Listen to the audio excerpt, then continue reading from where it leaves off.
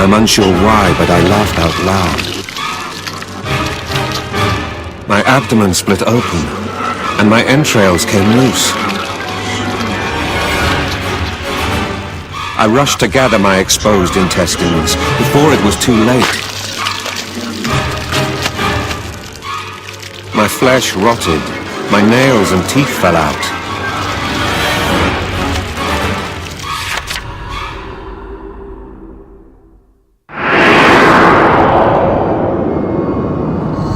What maniacal design was this? Soon, I found that I was surrounded by monsters. But no matter. She thirsted for blood, Sortiara did, from within my right arm. But what was this? My stomach, my nails, my teeth, there was nothing wrong with them at all. I was losing my mind. The world began to spin. Are you all right? I saw a vision of my partner. It made sense. The familiar face helped me regain composure. I knew it. It was her curse again. The monsters, my mutation, it was all in my mind. The bloodlust bubbling in my right arm occasionally pushes me to the limits of sanity. I knew then that I had precious little time.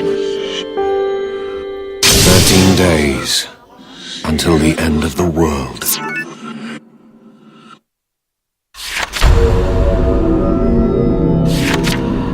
The old man can no longer speak. He has a gift, but for it he pays a great price. He ages at an inhumanly quick pace.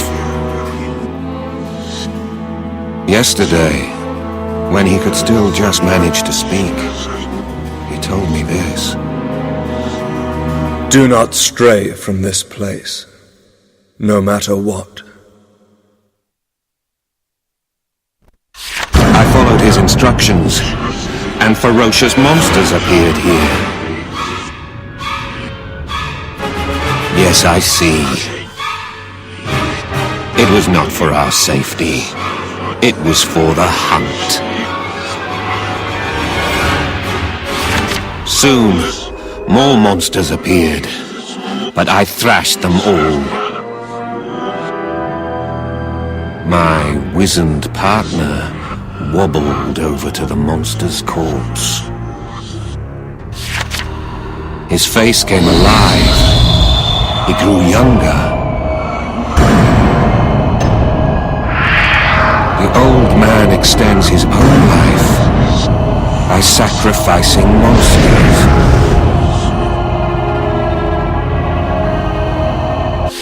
Without sacrifices, he would not last more than 3 days. That is the price that he pays for his gift. He is my partner. He is Magusar. He also has a gift that allows him to catch glimpses of the future.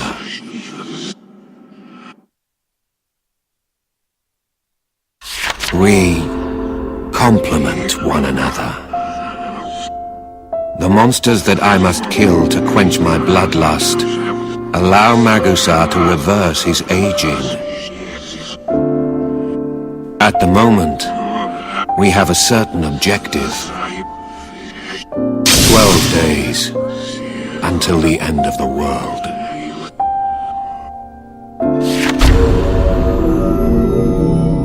It has been several years since I met Magusar. We were both tormented by accursed bodies.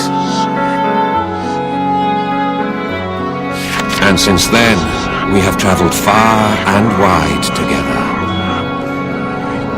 with our sights on a common goal.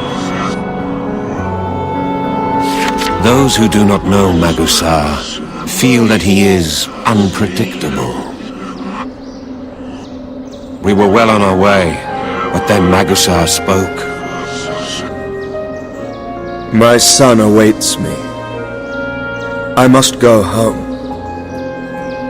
And so it was that our course was changed.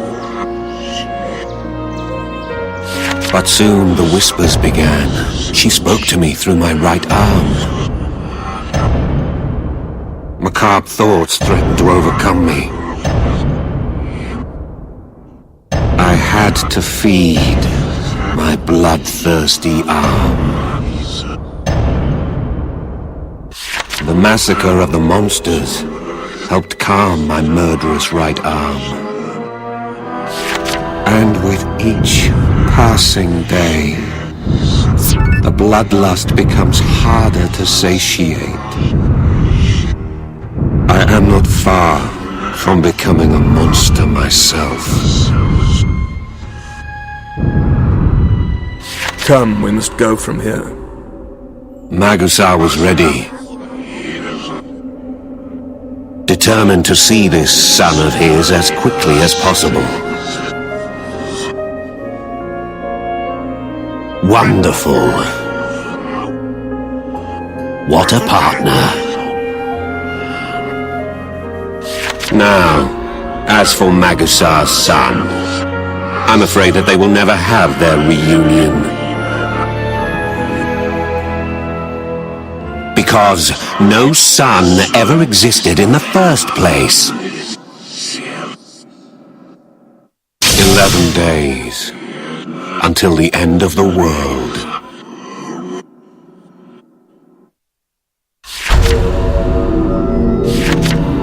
Those who sacrifice the lives of others pay a special price. The soul of the victim flows through one's right arm, along with their memories, their emotions. On rare occasions, the memories of the victim entangle with one's own. Magusar has no son by blood. It was likely a memory inherited from a monster.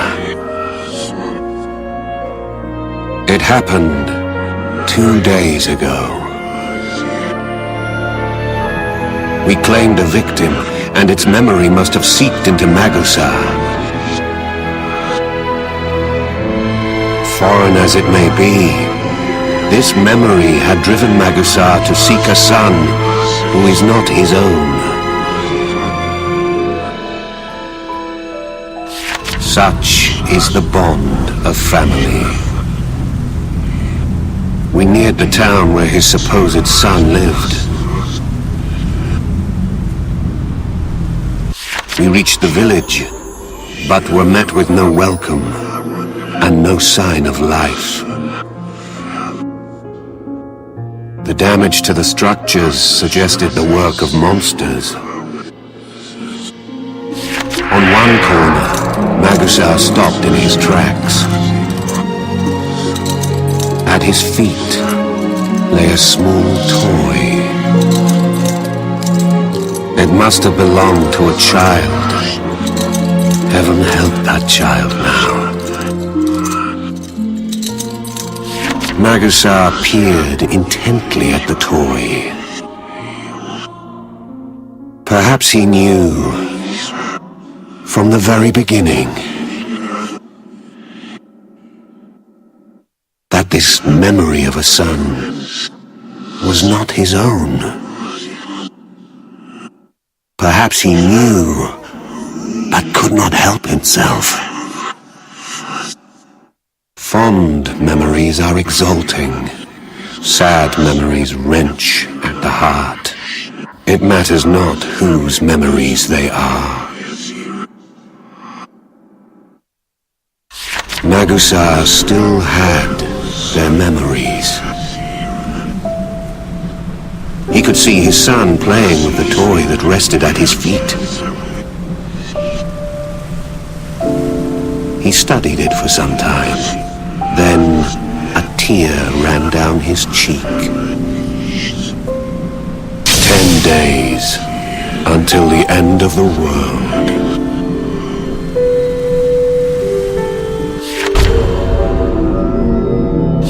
Why do we hunt monsters? Because it is the sorcerer's calling to hunt down monsters and protect the peace. And that's what we are taught. But one cannot easily set aside one's feelings. I thirst for blood. Magusar thirsts for victims. Our next target appeared at the very spot that Magusar predicted. I was overcome with the urge to kill. My thoughts were overcome by a dark bloodlust. I relished my mercilessness.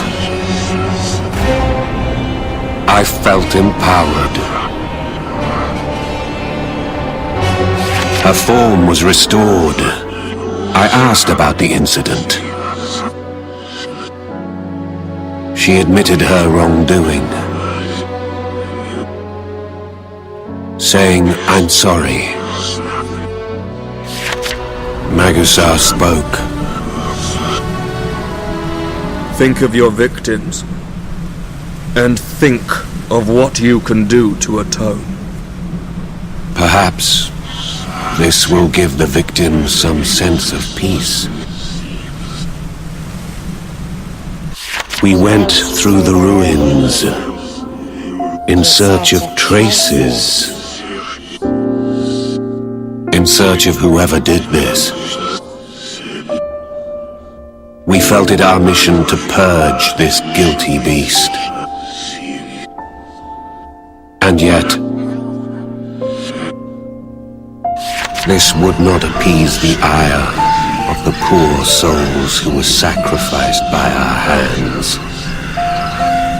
But, as we all know,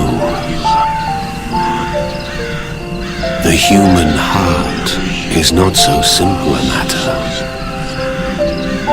Perhaps we felt the need to pray for the souls of the dead. How easy things would be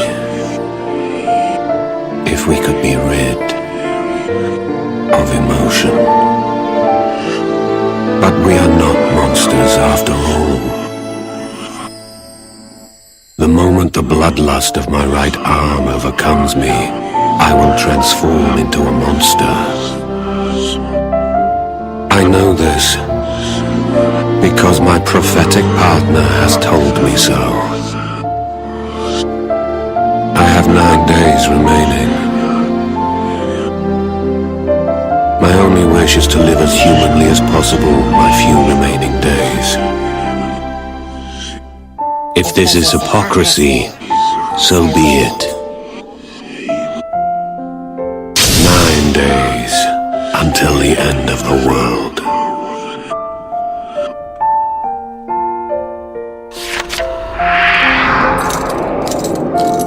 Several days later, Magusar clung to the toy that we found, holding it close. How deeply can memories come to affect us? How vividly they stay with us, even if they are not